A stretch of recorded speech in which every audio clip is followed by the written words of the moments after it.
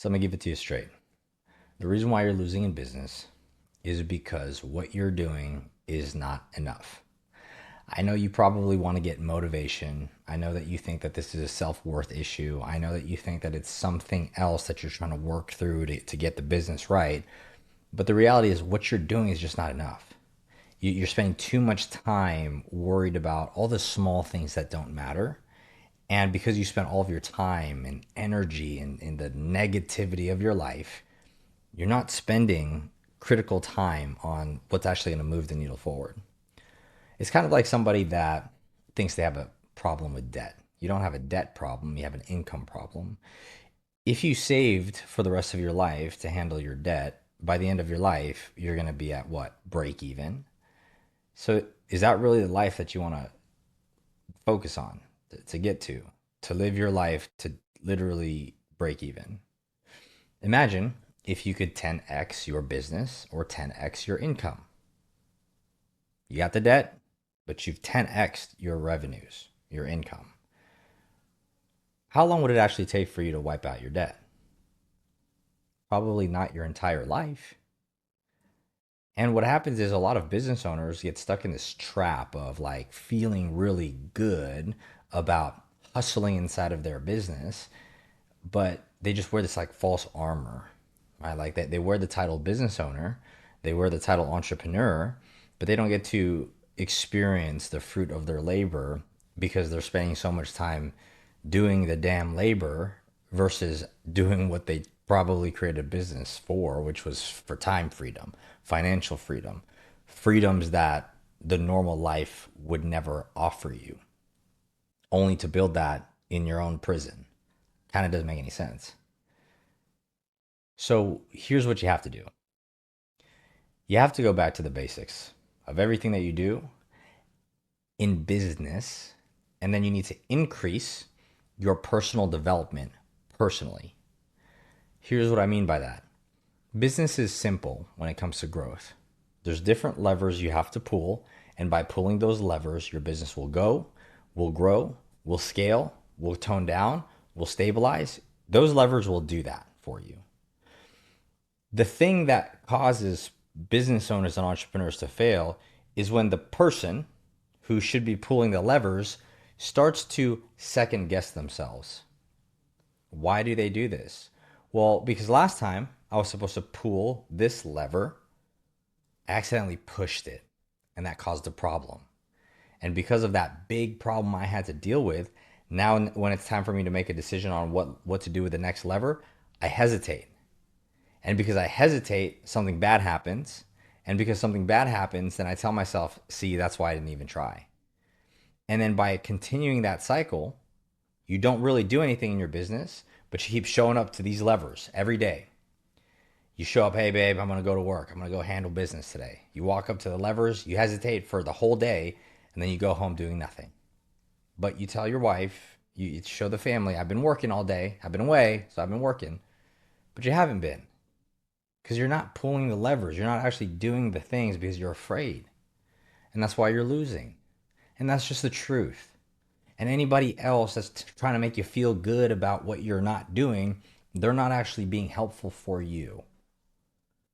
See, when people work with me as their business mentor, as their coach, I don't tell them what they want to hear. I tell them what they need to hear, especially when they need to hear the brutal truth. Because anybody else that spends the time to make you feel good will make you feel good. Your business will still fail. You'll still be away from your family. You'll still have all the stressors that you've always had, but you'll feel good for the moment because somebody acknowledges your feelings. Feelings have no place in business. The only time feelings should be in business and when it's purpose driven, when you're motivated, when you're inspired to help and serve the people you're supposed to help and serve through your business, because that's kind of the point of business. But aside from that, when you start making business decisions based on your personal self, right? I teach my guys, there's different hats that you wear in business. You have your personal hat, you have your business owner hat.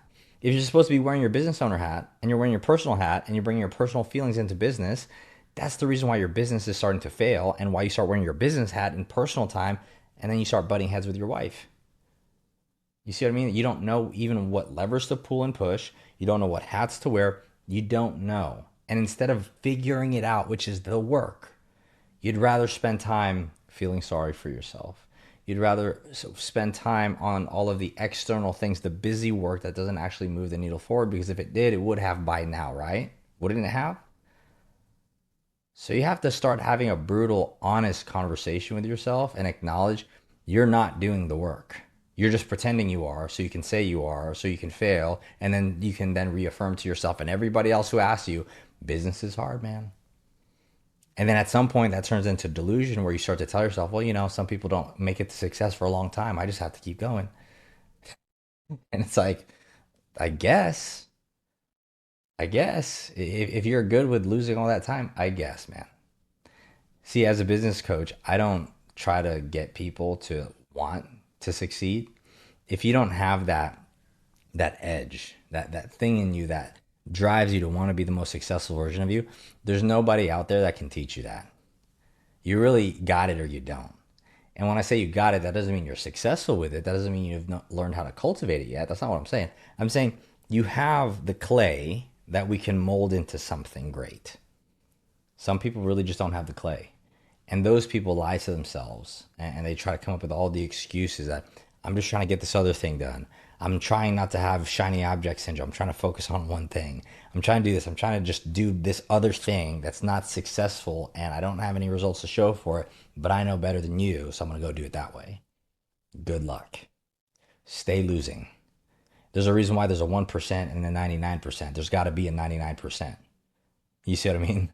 Like when most businesses will fail in 2 to 3 years or 3 to 5 years, people have to lose for the winners to stand out. So keep doing what you're doing. But if you don't want to lose and you're tired of losing, you have to change. You have to shift from focusing on all these business decisions you think you need to make. And you need to instead hold up the mirror to yourself and ask, what am I not doing and why am I not doing it? What are my belief systems? What do I got to change in my operating system? What do I got to change in my identity so I can go all in and play offense on what I'm trying to do? See, until you can have these brutal conversations within yourself, you can do and try and waste as much time trying to fix all these business things, but the holes are still there. You're not plugging in the holes. It's kind of like this, right? Imagine somebody in a boat and there's water coming in the boat. And what they do is they grab whatever they can and they just start flicking all the water outside of the boat. And they're just like, it's working. There's less water now, but more water comes in. And they're like, I'm going to work double time now. Now I'm going to get all these other people to help me take all this water out of the boat. You know what I would have done at that point? I would have found the hole, plugged the hole, and then after the hole is plugged, then take out the water. Why? Because once the root is addressed, nothing else is going to happen after that. But most people don't want to address the root cause because putting all the water out, even though they haven't plugged in the holes, makes them feel good, makes them feel like they're working. They're not used to switching from survival mode to abundance. They're not used to understanding that you have to change how you view yourself and how you operate in this life to have something you've never had before. Because if you act and operate the same as you've always been, you're going to continue to have what you've always had. That's just the truth. And that's why most people will continue to lose. And it's really not that sad. I feel for these people's families. I feel bad for the situations that they allow in their household. But I don't feel sad about it. Because if you wanted it bad enough, you would drop that ego and pride, seek the guidance, make the investments into yourself. You'd have done all the things that all of us that have gotten to a certain level have done and sacrifices and invested into and take the risk on, which is ourselves. So what makes you think that you're any different from us? What makes you think that you get to be the one person, the anomaly in this life that just gets to go around what everybody else has to do? And then on top of that, it's not just investing into the knowledge, it's also implementation, execution. It's the work that you avoid.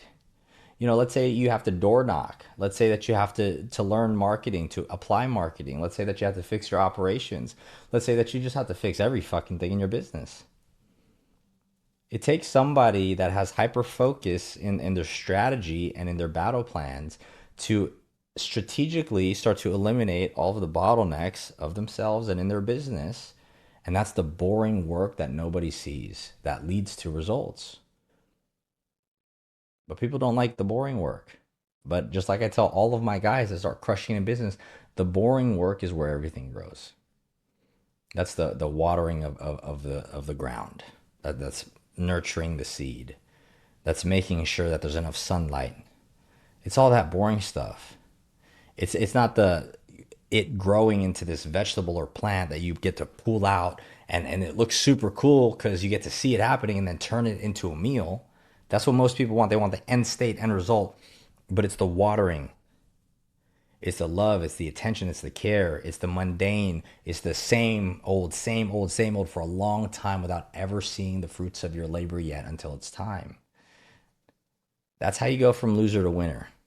And most people will not, and I say most people will not, do what it takes to do the boring work to change their life because they want immediate gratification.